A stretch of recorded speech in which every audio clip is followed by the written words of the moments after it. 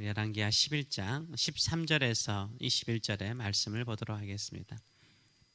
아달랴가 그 호위병과 백성의 소리를 듣고 여호와의 성전에 들어가 백성에게 이르러 보매 왕이 규례대로 단 위에 섰고 장관들과 나팔수가 왕의 곁에 모셔 섰으며 온 백성이 즐거워하여 나팔을 부는지라. 아달랴가 옷을 찢으며 외치되 반역이로다 반역이로다 하매 제사장 여호야다가 군대를 거느린 백부장들에게 명령하여 이르되 그를 대열 밖으로 몰아내라. 그를 따르는 자는 모두 칼로 죽이라 하니 제사장의 이 말은 여호와의 성전에서는 그를 죽이지 말라 함이라.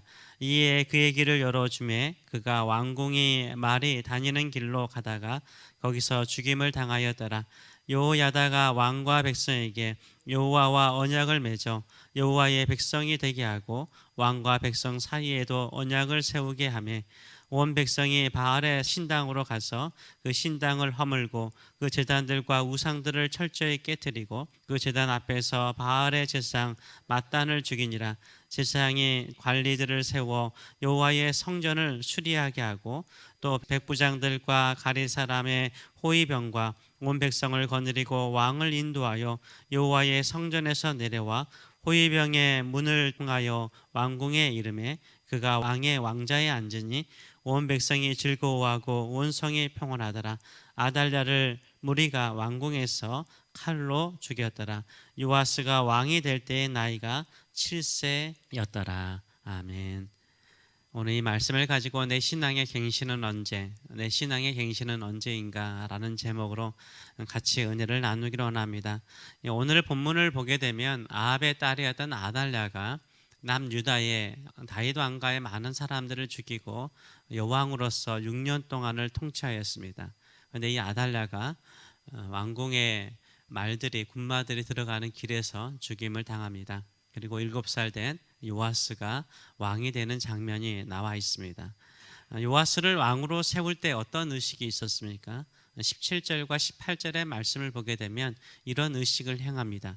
여호야다가 왕과 백성에게 여호와와 언약을 맺어 여호와의 백성이 되게 하고 왕과 백성 사이에도 언약을 세우게 하며 온 백성이 바알의 신당으로 가서 그 신당을 헐고 그 제단들과 우상들을 철저히 깨뜨리고 그 제단 앞에서 바알의 제사장 맏단을 죽이니라 라고 말하고 있습니다.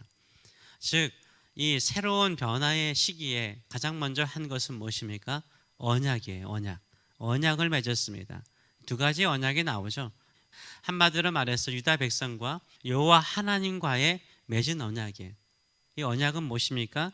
하나님은 우리의 하나님이 되고 우리는 하나님의 백성으로 살겠습니다. 맺은 언약이에요. 둘째로는 왕과 백성 사이에 맺은 언약.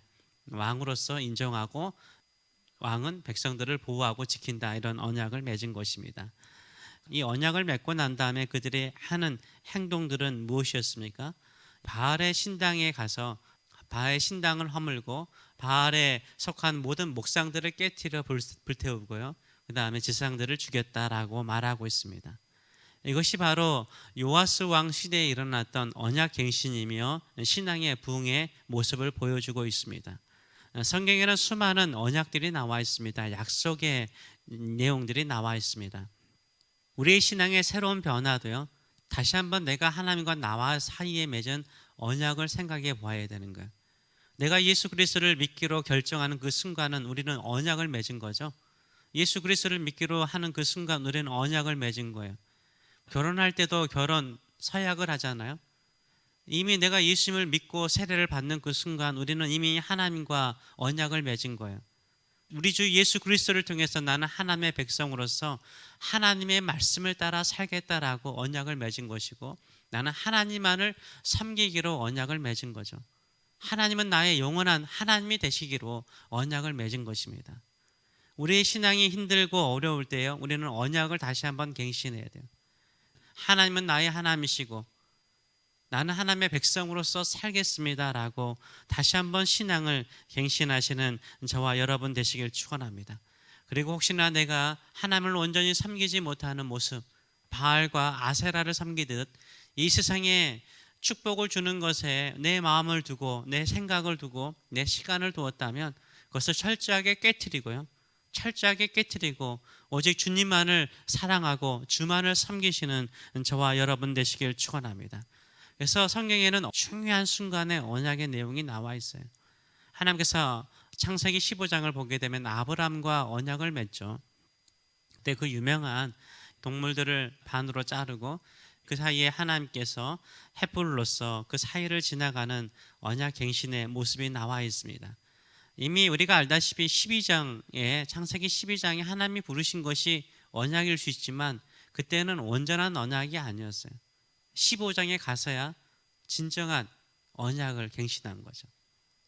생명을 걸고 여호와 하나님만을 섬기기로 아브라함이 결단한 거예요. 그건 하나님께서 아브라함을 지키시고 보호하시고 그를 축복하시며 그를 통해서 하나님의 위대한 뜻을 이루겠다라고 약속한 거예요. 야곱이 창세기 28장을 보게 되면 베델에서 꿈에서 하나님을 만나죠. 하나님을 만나고 난 다음에 하나님이 언약을 맺죠. 이 언약을 맺을 때 야곱이 하는 행동이 무엇이었습니까? 거기에 자기가 베개로 잤던 그 돌에 기름을 붓고 제단을 쌓아요. 그리고 예배를 드려요. 광야에서 이스라엘 백성들이 하나님과 언약을 맺죠. 오직 하나님만을 섬기기로 언약을 맺어요. 그리고 예배를 드리죠. 하나님께서 다윗과도 언약을 맺습니다.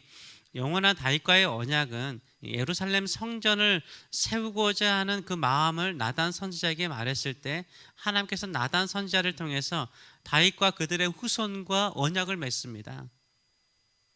여러분도 알다시피 솔로몬도 일천번제를 드리고 난 다음에 하나님께서 나타나셔서 다시 한번 솔로몬을 축복하죠. 이런 언약의 모든 과정에 등장하는 게 뭡니까? 예배예요. 예배예요. 하나님만을 섬기기로 하겠다라는 예배, 하나님만을 경배하고 하나님만을 찬미하고 하나님께만 기도하고 하나님만을 섬기겠다라고 마음의 결단을 하는 게 언약인 거예요. 언약 백성은요, 하나님만을 섬기는 사람이에요. 하나님이 나의 하나님이시고 나는 하나님의 백성으로 살겠다라고 결단해야 돼요.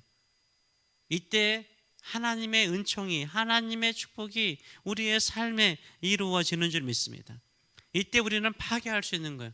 뭐요? 우상을 파괴하는 거예요. 바알과 아세랑을 파괴하듯이요, 여호와 하나님과 우리 주 예수 그리스도, 내 안에 계신 성령을 통해서 새로운 삶, 하나님의 말씀을 따르는 삶을 살겠다고 결단하는 그 순간 우리가 이 땅에서 주인 삼고자 의지했던 것들을 내려놓을 수 있는 거예요. 파괴할 수 있는 거예요. 회개할 수 있는 거예요. 그때 신앙이 새로워지는 거예요. 힘들고 어렵고 신앙이 나태하고 게으르면 다시 갱신해야죠. 이 아달랴와 같은 악한 왕이 다스려도 가만히 있다면 내 마음이 여전히 불안하고 여전히 고통 가운데 있고 여전히 어려움 가운데 있는데, 아달랴가 통치하는 나라가 그런 나라잖아요. 그런데도 불구하고 우리는 거기에 매여 있다면, 거기에 통치받고 있다면 그거는 어리석은 거죠. 이 유다 백성들이요, 기쁨과 즐거움이 언제 찾아왔습니까? 기쁨과 즐거움이 언제 찾아왔어요? 이 시장의 말씀을 보게 되면 요아스가 왕자에 앉으니까 온 백성이 즐거워하고 온 성이 평안하였더라라고 말하고 있어요. 온 백성이 즐거워하고 평안한 것은 언제 왔습니까? 왕 될 사람이 왕자에 있을 때 평안이 오고 즐거움이 찾아오는 거예요. 우리의 보좌에 앉을 참된 왕은 누구십니까? 우리 주 예수 그리스도시죠. 예수님께서 우리의 왕자에 앉아 계실 때 즐거움이 임하는 거예요. 평안함이 임하는 거예요. 질서가 임하는 거예요.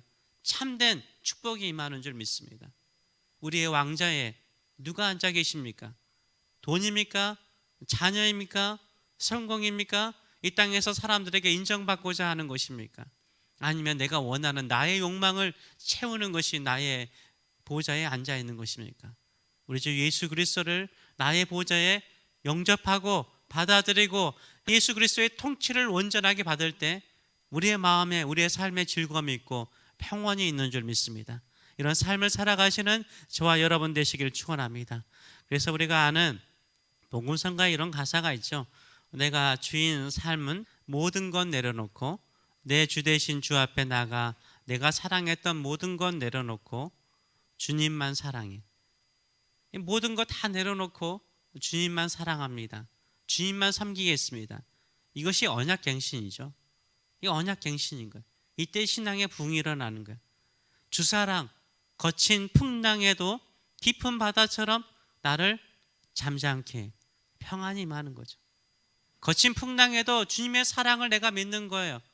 주님이 나의 하나님이시기 때문에 하나님이 나를 보호하시고 지키시고 이 환난과 어려움에서 건져내실 뿐만 아니라 반석 위에 세우실 것이라는 믿음, 그 사랑, 영원한 사랑, 그것이 거친 풍랑에서도 내 마음을 깊은 바다처럼 잠잠하게 해. 주사랑, 내 영혼의 반석, 그 사랑 위에 서리라. 그 사랑 위에 서리라. 우리가 언제 하나님의 사랑 위에 설 수 있습니까? 언약을 맺으세요. 언약을 다시 한번 갱신하세요. 주님만이 나의 하나님이시고 나는 하나님의 백성입니다. 오직 주만을 사랑하고 주만을 섬기겠습니다. 이런 믿음을 가지고 나가시는 저와 여러분 되시길 축원합니다.